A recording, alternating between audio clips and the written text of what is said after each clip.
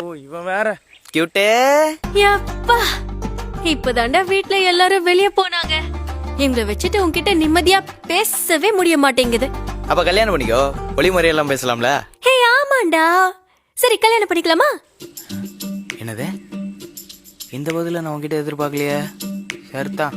பின்ன சென்னையில உன் கூட 3 நாள் சந்தோஷமா இருந்துட்டு இப்ப இவ்வளவு தூரத்துல இருந்து போன்ல இருந்து நேர்ல பார்க்காம இருந்து இப்படியே பேசி காலத்தை ஓட்டணும்னு இருந்தா அப்படிப்பட்ட தலையெழுத்தே எனக்கு வேண்டாம். கல்யாணமே பண்ணிக்கலாம். எனக்கு உங்க வீடு தேடி வந்து பொண்ணு கேட்கறதுக்கே தைரியம் இல்ல. தெரியாம கல்யாணத்தை பத்தி பேசிட்டேன். இதை விட்டுருமா? சரி விட்டுருவோம். எனக்கு உன்னை இப்போ பார்க்கணும் போல இருக்கு. விடிய கலவரியா? நேர்ல. எனக்கும் உன்னை பார்க்கணும்னு ஆசையாதாமா இருக்கு. ஒரே ஒரு பிரச்சனை தான், சந்தோஷமா இருக்குன்னா கூட காசு பின்னாடி ஓட வேண்டியதா இருக்கு.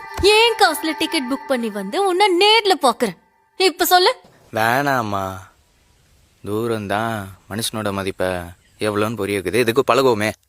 இப்படி எல்லாம் டயலாக் அடிச்சிட்டு இருந்தேன்னு வச்சுக்கோ, கழட்டி விட்டுருவேன். என்னது? சரி நேர்ல பார்க்கலாமா வேண்டாமா? வேணாண்டி.